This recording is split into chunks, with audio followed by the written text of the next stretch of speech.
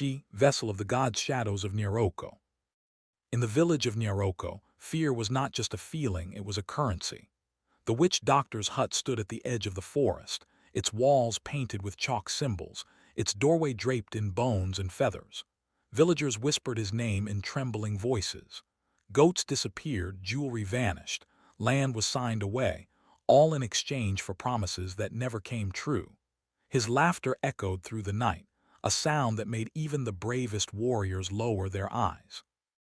By day, mothers carried baskets of grain past his hut, heads bowed, praying not to be noticed. Children were warned never to play near the forest edge, lest the spirits drag them into darkness. Elders spoke of balance, of the gods who once walked among men, but their voices were drowned by the witch doctor's booming chants. The people of Nya-ro-ko lived in silence, their joy stolen, their hope buried. Yet above the forest canopy the gods watched, silent, patient, waiting for the moment when balance would be restored. The witch doctor's rituals were elaborate. At dusk, he lit fires that burned with strange herbs, sending smoke curling into the sky. He painted his face in black and white stripes, claiming it was the mark of spirits. Villagers gathered, trembling as he demanded offerings: a goat for healing, a necklace for protection, a plot of land for prosperity. And when the offerings were given, he laughed, promising blessings that never came. The forest itself seemed to mourn. Birds fell silent when his chants began. The river slowed, as if holding its breath. Even the wind carried whispers of unease. Nya-ro-ko was trapped in a cycle of fear, and no one dared to break it. But stories lingered among the elders. Stories of the gods who once walked among men, who blessed the river with sacred water, who lit fires that burned blue with truth. They spoke of balance, of justice, of courage. And though their voices were faint, the gods listened. For even in the darkest night, dawn waits at the horizon. Triumph of the people. The witch doctor fled into the forest, powerless, his painted face hidden in shame. His staff was nothing but splinters, his chants nothing but broken echoes. For years he had ruled through fear, but now fear itself had abandoned him. Behind Shi, the villagers stood tall. At first they were silent, stunned by what they had witnessed. Then slowly voices rose. A mother cried out, clutching the goat she thought was lost forever. A child laughed, holding a necklace once stolen from her family. Elders lifted their hands, blessing the air with prayers of gratitude. The clearing filled with movement. Villagers reclaimed their goats, their jewelry, their land. Songs of triumph rose, carried by the wind. The rhythm of drums returned, but this time not for fear, for celebration. She raised her hands, blessing the people with peace. Her voice was steady, her words simple. The gods have restored balance. Live free, live true, live without fear. Children danced in circles, their laughter echoing through the forest. Elders wept, tears streaming down faces lined with years of sorrow. Warriors lowered their spears, bowing to Shi not as a leader of war, but as a vessel of the gods. The forest itself seemed to breathe easier. Birds sang again, their melodies weaving into the villagers' songs. The river flowed stronger, its waters shimmering with light. Even the wind carried joy, rustling through the trees as if whispering blessings. That night the village gathered around a great fire. Not the witch doctor's fire of deception, but a fire of truth. Flames danced high, glowing blue at the edges, a reminder of the gods' presence. Stories were told, songs were sung, and Shi's name was carried from mouth to mouth, heart to heart. For the first time in years, Nya-ro-ko was free. Free from fear, free from lies, free to live in balance with the gods. And at the center of it all stood Shi, not as a queen, not as a warrior, but as a daughter of the village who had answered the call of the divine. The people rejoiced until dawn, their voices rising into the sky. And when the sun rose, it found a village reborn. Asterisk dawn and the chosen. But dawn always comes, and with it hope. On a morning when mist curled around the forest floor, a figure stepped forward, Shi, daughter of Nya-ro-ko. Her cloth flowed white and gold, catching the first rays of sunlight. Beads shimmered in her braids, each one a memory of ancestors. In her hands she carried a calabash decorated with cowrie shells, filled with sacred water drawn from the river at midnight. Her eyes glowed faintly, touched by the divine. She walked barefoot, fearless, toward the hut of corruption. Each step was a prayer, each breath a promise. She was not born into power, she was born into silence. Her mother, a weaver of cloth, taught her patience. Her father, a farmer, taught her resilience. But it was the river that taught her faith. As a child, she would sit by its banks, listening to the water's song. Elders whispered that the river carried the voices of the gods, and sometimes when she closed her eyes, she felt those voices stir within her. The villagers doubted her. She is too young, they said. She is only a girl. But courage does not ask for age.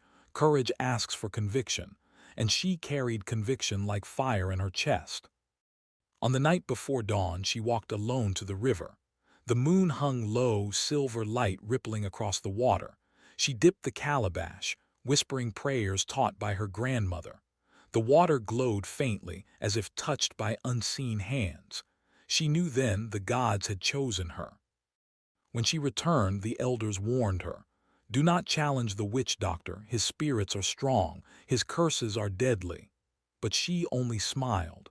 The gods are stronger, she said, and with that she prepared herself for the path ahead. As the sun rose, villagers gathered in silence. They watched her walk toward the hut. Some whispered prayers, others wept, fearing she would not return, but she's steps did not falter. Her voice rose in song, a melody carried by the wind. It was a song of ancestors, of rivers, of gods, and with each note the mist seemed to part, clearing the way for her destiny. Clash of shadows and light.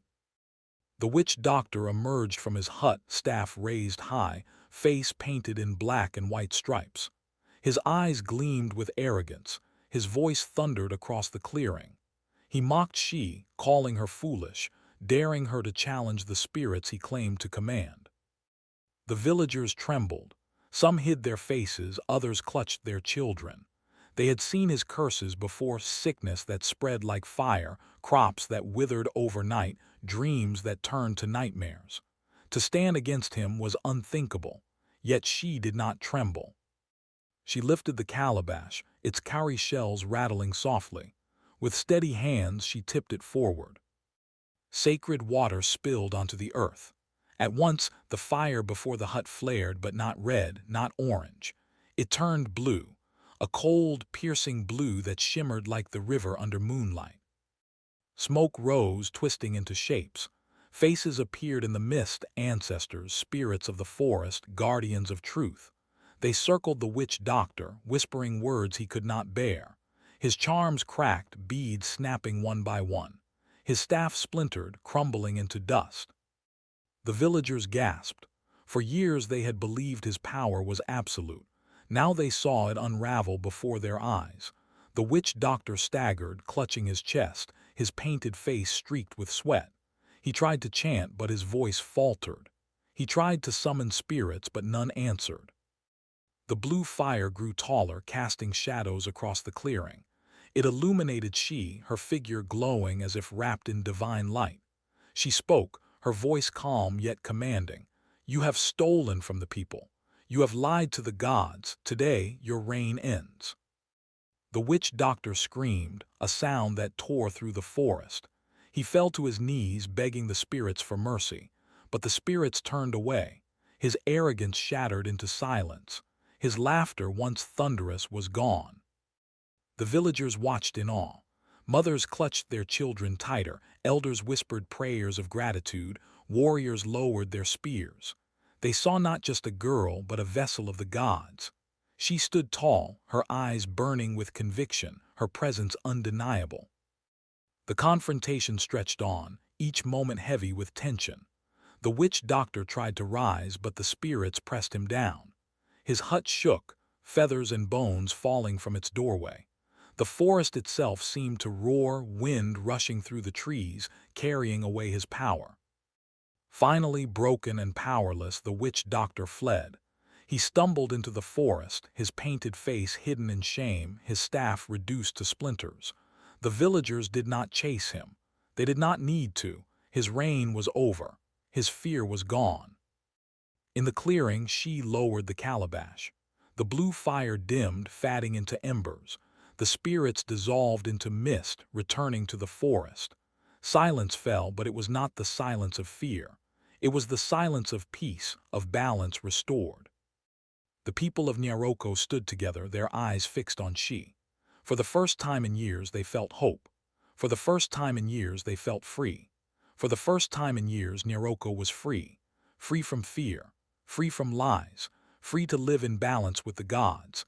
And at the center of it all stood she, not as a queen, not as a warrior, but as a daughter of the village who had answered the call of the divine. The people rejoiced until dawn, their voices rising into the sky. And when the sun rose, it found a village reborn.